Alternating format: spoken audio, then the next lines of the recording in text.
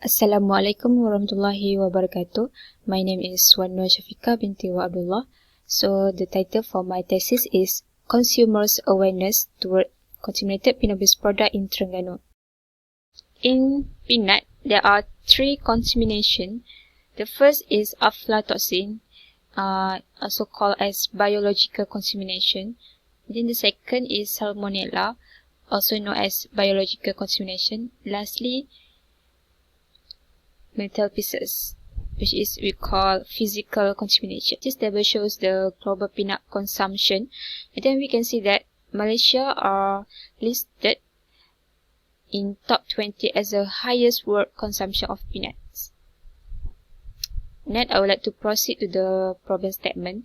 Peanut are easily exposed to contamination, which is aflatoxin. Okay, other than aflatoxin, salmonella and metal pieces also occur in peanut-based product. And then, majority of consumer not aware of food contamination and issue related to food contamination. And then lastly, issue of aflatoxin contamination in peanut-based product. In Terengganu was reported that aflatoxin has exceeded the permitted limit. This study have three objectives. The first is to determine the level of consumer awareness. And then the second is to identify the level of knowledge, attitude, subjective norm, and perceived behavior control. And then the third objective is to analyze the relationship between knowledge, attitude, subjective norm, and perceived behavior control. For this study, have four hypotheses. For the respondent have 150 consumer in Terengganu. For the independent variable, which are knowledge, attitude, perceived behavior control, and subjective norm. Lastly, for the dependent variable, which is consumer awareness toward contaminated peanut-based product. This study was applied to theory, which is TBB and KAP. Okay, this is the figure of the TPB. And then this is the figure of KAP. However, practice element is not chosen for this study because this study focuses on consumer awareness, and practice element is more focused on manufacturers' hygienic practice during handling the peanut-based product. Okay, basically, the contamination of peanut-based product occur during the process of making the peanut-based product. So, the practice element is more focused on the manufacturer's hygienic because the aflatoxin contamination is occur during the process of making the peanut-based product. So, the practice element is not suitable for this study because this study focus on consumer awareness. So, the practice element is not chosen for this study. From the three previous studies shows that the level of consumer awareness was low. For the factor, previous study of knowledge shows that low level of knowledge. And then for the previous study of attitude was low. Next, the level of subjective norm was high and the level of perceived behavior control was high. For the effect, from the previous study, the variable of knowledge and attitude was significant. And then for the subjective norm, have lowest influence. Lastly, for the perceived behavior control, have high positive correlation. For the research design, this study used quantitative and then the combination of TBB and KP. And then for the data collection was self-administered questionnaire. And then for the study population and sample size was 150 consumer of peanut-based product in Terengganu. This is based on Solvin's formula. And then for the sampling technique was the study was using purposive sampling. Terengganu will be selected because this study because there is issue of contaminated peanut-based product in Terengganu due to aflatoxin level exceeded the permitted limit set by Malaysia Food Act 1983 and Regulation 1985. This study was used three analysis. The first is reliability analysis. The second is descriptive analysis, and lastly correlation analysis. Okay, for the reliability test, the value of the Cronbach alpha for this study is were above 0.7, and then the variable of the study was accepted because based on the table, if the Kobayashi alpha reading is greater than 0.6, then all the variables are suitable for the study. For descriptive analysis was used to measure the demographic profile of consumer awareness, and then this analysis also used on the Likert scale. Okay, the result of the descriptive analysis also based on the objective 1 and 2. The result for the demographic profile shows that gender, female, age between 20 to 29, and then education level, which is degree, master, PhD, have the highest percentage.